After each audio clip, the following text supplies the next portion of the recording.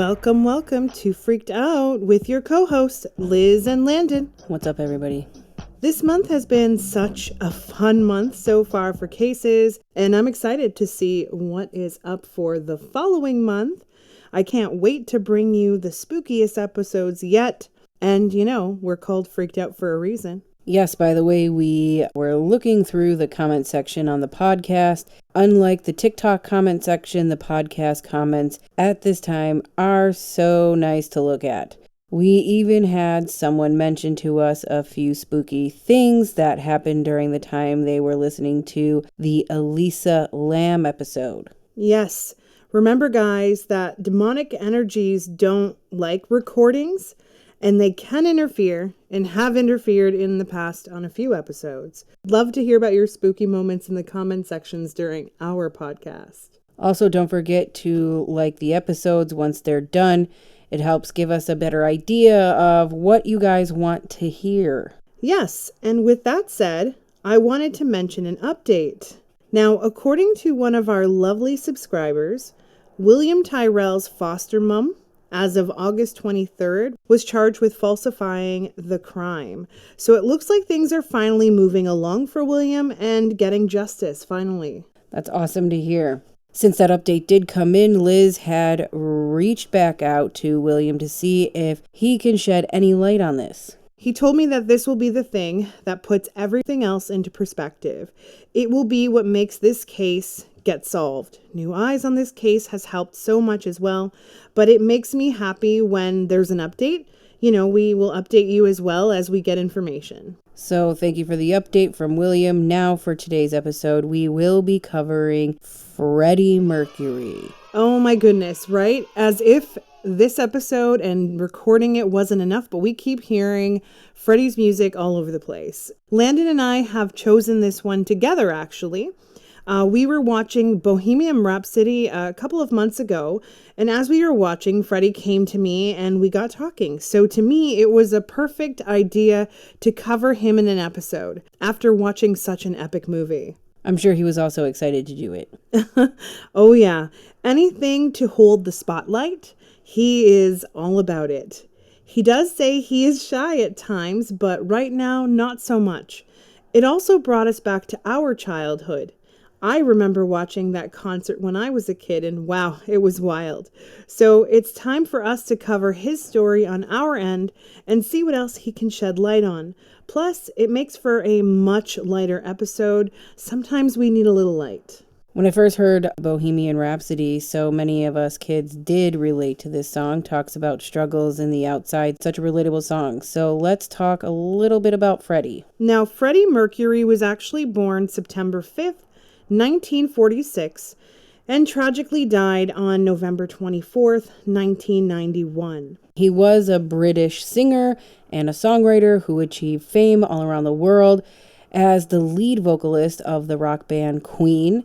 He was crowned one of the greatest singers in the history of rock music. He was known for his flamboyant stage persona and 4-octave vocal range. Mercury defined the conventions of a rock frontman with his theatrical style influencing the artistic direction of Queen. As you read that out loud, he says, "I know, I was king shit." I love it. He's gonna do that a lot. He definitely has that type of personality. Oh yeah. Freddie is one of those spirits that are loud and animated. He even wanted to make sure we didn't talk about his real name, since he has no attachment to it. He said that he respects his parents for his name and giving birth, but he wanted to be a star and hid most of his life from his name. He cringed at it and still does. Does he feel comfortable enough to express why? From what he tells me, kids were really mean to him when he was a kid. He was skinny, a little awkward looking. The kids used to pair his name with something else and made fun of him. And he doesn't have any hate towards his parents for it. It just reminds him of the trauma of his childhood from school bullies. Good to know. We don't want to make him feel uncomfortable at all. Exactly. Freddie was diagnosed with AIDS in 1987. He continued to record with Queen and featured on their final album, Made in Heaven. He announced his diagnosis the day before his death, as he knew it was the end for him. He said that he had planned it that way, and then he died from complications from the disease in 1991 at the age of 45. So how was his passing for him? He said that he had a wonderful passing, surrounded by friends and family and everyone who really loved him. He said he didn't realize how much people loved him until the last few days of his life. He said that he was met by a few friends and a big gay village of dead people. Oh, yeah. He said that there was a parade on the other side for him, and he said that he thought he heard trumpets and electric guitars before he died. And as he got closer and closer to death, this is what he came to see. In 1992, a concert in tribute to him was held at Wembley Stadium in benefit of AIDS awareness. He also had a movie made of his life in 2018 called Bohemian Rhapsody. He loved that concert. He said that he was sending signs to all of them. The crowd, the people putting the concert together, Guns N' Roses, Metallica, U2 of course, and the rest of the members of Queen. He said he didn't miss a moment of it, and he had tears down his face. He was blown away. He said that everyone in the audience was chanting his name and screaming, "We love you, Freddie, and you will always live on."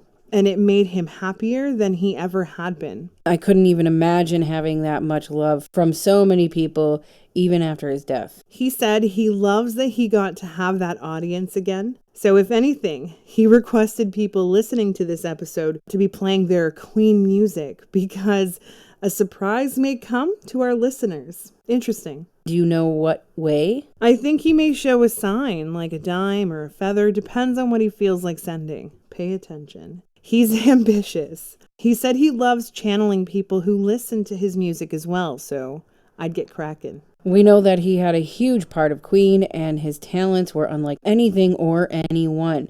Queen was a unique sound. How does he feel about it looking back at all he had done?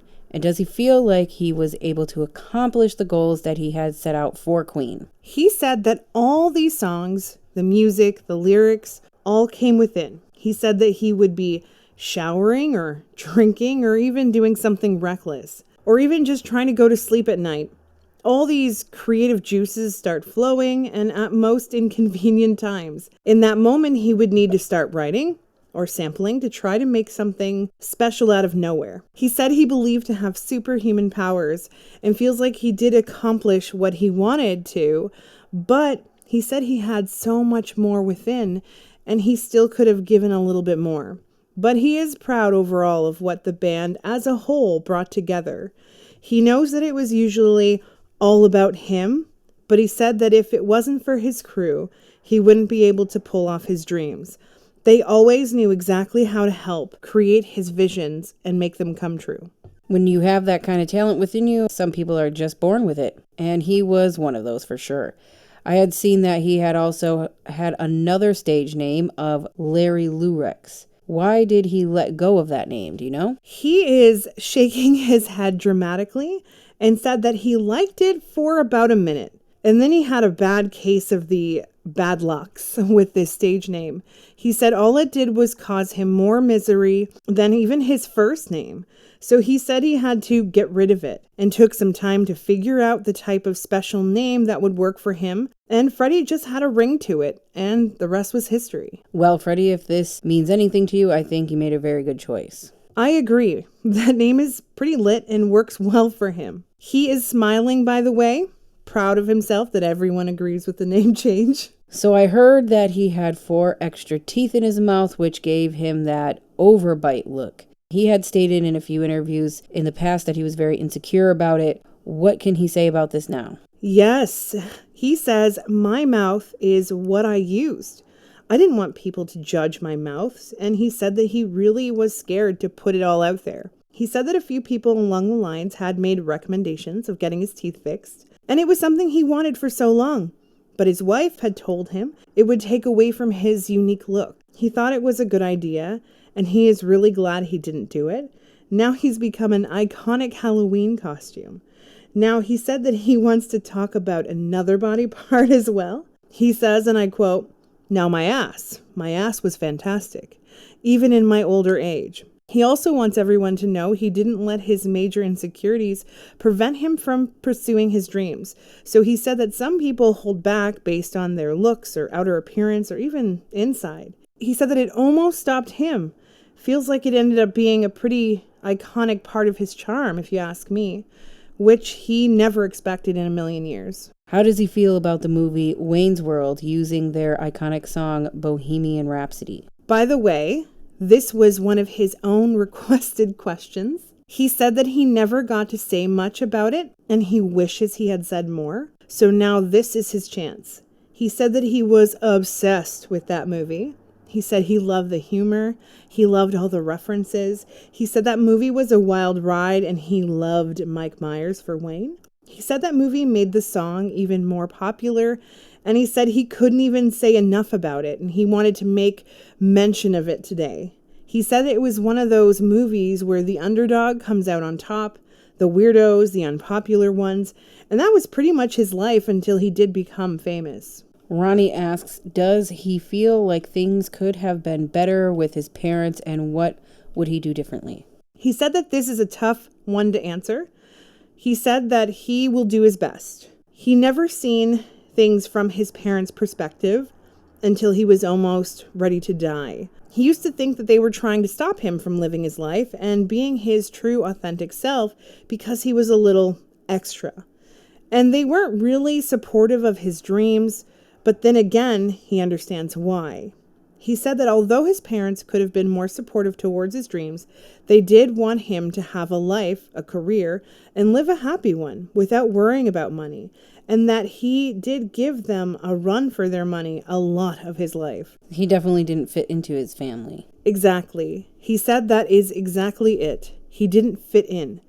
They did want him to change who he was, but they also didn't really understand it. He said that his parents didn't really talk. They were more like demanding, especially his dad.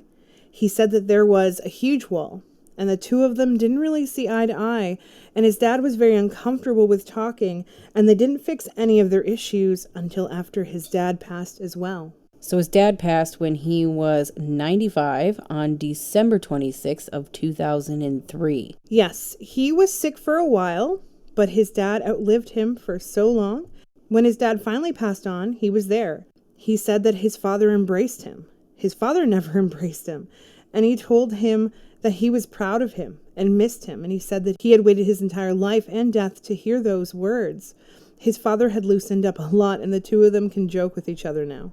Emma Lisa asks, are there any songs that he wrote that haven't been published or performed that could be? Does he like seeing the two remaining Queen stars continuing to perform? He said that there were a few unfinished songs that he didn't get the chance to finish, and he said that it was really, really hard to find his creative juices to flow at the end of his life, sadly. He really wanted to. He said he wanted a few new sounds and iconic music from the dead, but he said he didn't get the chance to finish it. And since it wasn't anywhere near being finished, he kept it to himself. He said he did write some of it out. When it comes to the other band members continuing to carry on, only reminds the world of him as well. He said he watches them often, more like every time they perform. He wants them to keep going. Before he died, he asked them to keep going, and they promised they would. He didn't expect them to keep going until now, but he says he loves it. Tori asks, did he ever think this music and his legacy would become so impacted in the hearts of all his fans? He says yes. He said he knew it would. He felt it. He had an actual dream, more dreams, I should say, of it. He used to tell his bullies that they would pump his gas someday. And by the way, the dreams told him he would be someone special. So he believed it, and it happened. Tamara asks, is he proud of the work and foundation that has been created in his namesake? Yes. Now this was something he didn't even ever anticipate. And the Mercury Phoenix of Trust has raised so much money for AIDS and AIDS research, and he never even imagined something like this. He's blown away. He can't believe it still is making money for people like him, and he said he doesn't regret dying as so many lives have been saved because of him and his illness. He said it made him feel like he did something above and beyond the music. It just goes to show that there are still some really good people in the world. By the way, guys, if you can donate on their website, it is www.mercuryphoenixtrust.org. It looks like he had a lot of celebrity friends out there. Who does he miss the most? Now, he says he's going to mention some names, but he says he's sorry for not mentioning everybody. But he misses his bandmates, of course, and that is a given. He said Bono. He said he always really thought he was smart and philosophical. But the person he misses the most was Boy George. He felt like he was someone else who pushed his boundaries and led the way for people like Sam Smith, which, by the way, he really, really loves a lot. He said that he had seen him coming a mile away. Boy George is awesome. What does he think of the Bohemian Rhapsody movie? So he says he feels like Rami Malek did, and I quote, "the best acting job possible that anyone could ever have done in the history of life," other than himself, of course, playing his own role. He also wants to mention that Rami Malek, he likes to say his name fully, is a very good-looking and handsome man, and he would have dated him, if they were around each other at the same time, of course. He says he stalks him secretly. He said he is such a talented man, and he sees Freddie Mercury stardom for him in his future as well. I guess we know who he has a crush on. This was a very popular question for him. A lot of people wanted to know this. Kimberly Ann asks, how does he feel about Adam Lambert collaborating with Queen? Oh, this is also something he wanted to touch base on. He said that he had a lot of feelings towards Adam Lambert. He said that he's been following his career for a long time as well, and he thinks that he is also one of those people who put the triple threat into his talents and how endless they are. He said he heard that Freddie inspired him, and he said that he was blown away, that so many people out there look up to him, and even those talented men and women who are constantly talking about him and how much of an impression he had made on the world. Makes him feel like he did something right. He is also someone who has paved the way for all those other wonderful stars, and that alone makes him feel good. He also thinks Adam is very hot. He said the world's DNA has gotten a lot better and better, and the clothes. He wishes he could come back for all the clothes. What does he think about Seth Rollins' clothes? He has no idea who that is. He had to investigate that. He says he is way over the top, even for him. He said he's just joking. He said that he doesn't really enjoy the style there, but he thinks his butt would really get the opportunity to shine. Here's another popular question. How does he feel about Mary and Jim's relationship after he passed away? Does he feel a certain way about how she handled things after his passing? Or would he have done things differently with Jim? He said things were very tense between Mary and Jim, always dramatic and touchy. He said that Mary did her best, though, to accept him. But in reality, Jim rubbed her the wrong way. She didn't trust him or his intentions. I believe she voiced that to Freddie a few times. Freddie also questioned his loyalty as well. He did feel used at times, and he said that when he died, he had seen a different side of Jim. He had mentioned to Jim when he was still alive who was getting what in the will, and, to kind of make sure that there were no surprises. He said that Mary got the majority of it because I made her feel like she was a beard, and brought a lot of shame on her. Not that he did it on purpose, but he feels like he ruined her life. She always had his best interest even after they split.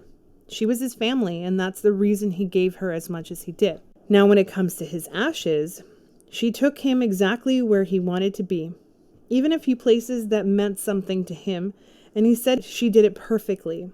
Now, when it comes to Jim and Mary and how she kicked him out, he knows she only put up with him for Freddie. I believe there was conversation about it anyways, so it wasn't really a surprise. At least that's what he's telling me. He feels bad for Jim and how he was treated, especially after losing the love of his life. But from what Freddie says, Jim really got sad after he died.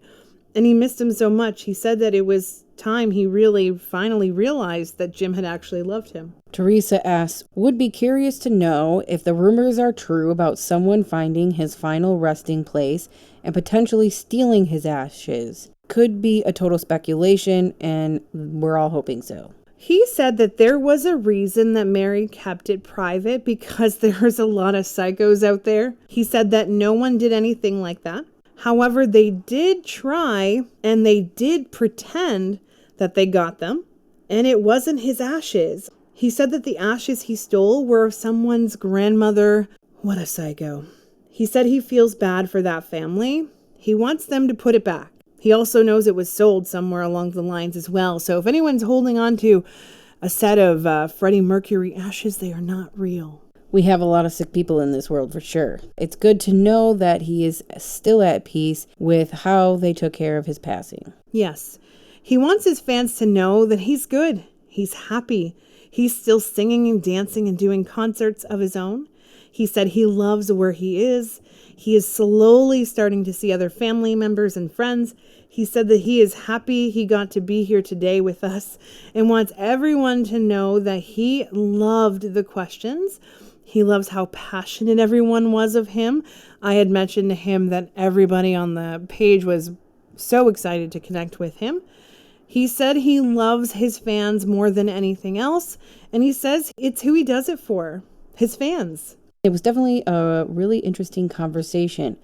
Thank you so much for coming and chatting with us. Next week, we will be starting our October episodes. Woohoo! So guys, just an FYI for those of you who do not know. So Judith Barcy, the little girl from Land Before Time, the Poltergeist movie Deaths and the strange things associated with it. We will also be covering the Austin Yogurt Shop murders, Emily Langley, connected to the Prime documentary, Mommy's Little Murderer. We will be dropping a Halloween episode as well, so we'll keep you posted for that. We are excited for the Halloween month. You guys won't want to miss any of these episodes. Especially Emily Langley. She is going to be spilling some major beans. Oops. We will see you guys next week. Until next time, guys, stay freaked out.